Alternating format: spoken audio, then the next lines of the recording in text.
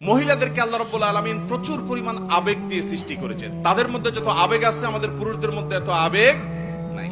আবেগ বেশি কেন? কারণ সারাদিন কাজ করেছে, অনেক রাত হয়েছে ঘুমাইতে ঘুমাইতে, এরপর রাতে একটু চোখটা শুধু লেগে আসছে আর বাচ্চাটা পেশাব করে দিস, সব ভেসে গেছে, অথবা চিৎকার করে কেঁদে উঠছে। মা হিসাবে তার ঘুম ভেঙে উঠে যেতে হয়। যেই মা ঘুম পাগলে মা, ঘুম ছাড়া কিচ্ছু বুঝে না, এই রকম মাও ওই শিশুর কান্নার আওয়াজে ঠিকই ঘুম ভেঙে যায়। বাপ বিরক্ত হয়ে কই মাছের মাথা চাবানোর মতো এরকম করতে করতে উঠে হয়তো আরেক রুমে চলে যায়, মা ঠিকই বাচ্চা নিয়ে পড়ে থাকে।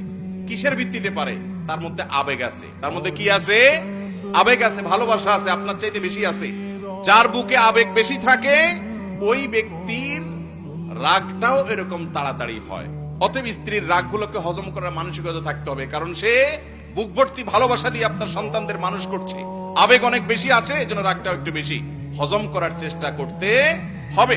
দাম্পত্য জীবনে তার কষ্ট হয় এরকম কোন বিষয় করা যাবে না। একই কথা মহিলাদের জন্য প্রযোজ্য, যে স্বামী কোন কথা একটু খেপে। অনেক পুরুষ আছেন তার মায়ের কোনো দোষ ধরলে তার মেজাজটা গরম হয়ে যায়, তার ভাই বোনের কোনো দোষ ধরলে মেজাজটা গরম হয়ে যায়, অথবা মানুষের সামনে কিছু বললে মেজাজটা গরম হয়ে যায়। তার কোন জিনিসটাতে রাগ বেশি হয় সেই জিনিসগুলোকে আমলে নিয়ে সেগুলোকে মূল্যায়ন করে সেগুলো থেকে বেঁচে থাকার চেষ্টা করতে হবে।